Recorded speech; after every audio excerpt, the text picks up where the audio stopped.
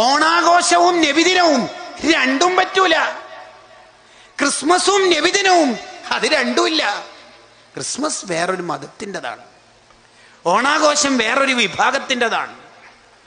അബ്ദുല്ലാഹിബ്നു സലാം റളിയല്ലാഹു അൻഹു ഇസ്ലാമിലേക്ക് വന്നപ്പോൾ ഒട്ടകത്തിന്റെ പാല് കുടിക്കുന്നില്ല.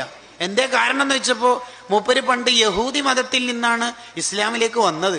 യഹൂദി മതത്തിൽ ഒട്ടകത്തിന്റെ പാല് കുടിക്കരുതായിരുന്നു, അതുകൊണ്ട് ഇപ്പോഴും കുടിക്കണില്ല. അപ്പോഴാണ് ഖുർആന്റെ ആയത്തിറങ്ങിയത്, അലോ ഉദ്ഖുലു ബിസ്സിൽമി കാഫ, ഇസ്ലാമിലേക്ക് പ്രവേശിക്കുന്നുണ്ടെങ്കിൽ ഫുള്ള് കയറിക്കൊള്ളണം.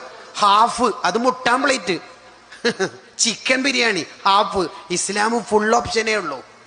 ഓണാഘോഷമുണ്ട്, ഇപ്പോഴത്തെ ചെറുപ്പക്കാർക്ക് നബിദിന പരിപാടിയുണ്ട്, ക്രിസ്മസും ഉണ്ട്, പള്ളി പരിപാലനുണ്ട്. ഇതെവിടെ നിന്നാണ് കിട്ടിയത്? പറ്റൂല മോനെ, പറ്റൂല.